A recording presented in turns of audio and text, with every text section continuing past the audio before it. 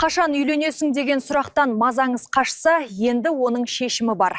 Биылдан бастап елімізде жаңа заң қабылданды. Енді жақыныңыз үйлен деп қысым көрсетсе, заң аясында жауап береді. Жаңашылдық туралы әріптесім айтсын. Қашан үйленесің, қашан тұрмысқа шығасың деген сұрақтар жиі қойылады ма? Бірақ отбасын құру әр адамның жеке шешімі. Оның үстіне шаңырақ көтеру мен оны сақтап қалу екі бөлек мәселе. Жамбыл облысында биыл қаңтар-маусым айларында 2801 неке тіркелсе, 1127-сі ажырасу тіркелген. Ал заңда жай ғана сұрақ қою мен адамды некеге мәжбүрлеудің ара-жігін нақты ажыратылған. Ендеше адамның еркінен тыс отбасын құруға итермелеу қай кезеңде қылмыс болып саналады. Қазіргі таңда қоғамда ең өзекті мәселе ол қазір некеге мәжбүрлеу болып тұр. Неке қарым-қатынастары. Яғни ол бойынша 2025 жылдың шілде айының 16 жұлдызында Қазақстан Республикасының қылмыстық кодексіне 125 прим 1 бабы енгізілген болатын.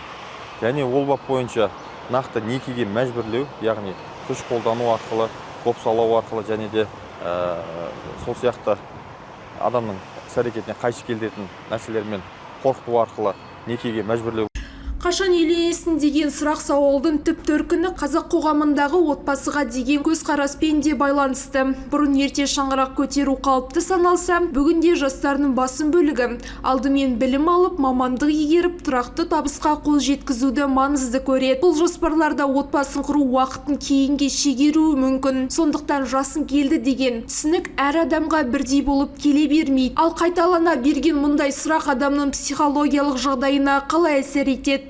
Адамдарға қашан үйленесің немесе уақытың келіп қалды деген сұрақтар қойылған кезінде ол адам өзін бір нәрседен қалып кетіп жатқан сияқты сезім пайда болады ішінде. Ал бізде психологияда адам ең бастысы адамның ішкі өзін ол сұрақты қалай қабылдауы. Кейбір адамдар болуы мүмкін ол сұрақты жеңіл қабылдап жай ғана күліп жауап беруі мүмкін. Ал кейбір адамдарда ол сұрақты өте терең қабылдап, менде бірдеңе дұрыс емес, немесе менде бір проблема болып жатыр деген сияқты ойлап қалуы мүмкін. Ал жамбылдықтардың бұл сауалға көзқарасы қандай? Әркім өзінің тағдырына жазылғанын көреді, сол уақытта тұрмысқа шыққаны дұрыс, оны сұраудың қажеті жоқ. Былай ата-аналарына мысалы қысым жасауға мен қарсымын. Өзімде де қыздарым болды, 21 жасында үйленді, оқуларын бәрін бітіріп, сөйтіп қазір тұрмыстық отбасында жүр. Мен ондай ешқандай қысым ондай болған жоқ. Енді екі адам бір-бірін жақсы көріп тұрса, не істесе, оған кім қысым келтіреді деген ой ғой.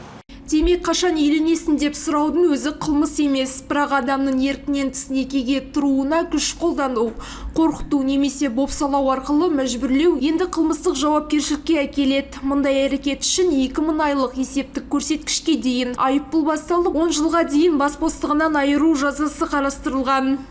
Назерке Бергенғали, Айдос Қыстаубек, Қордай 24 Ньюс.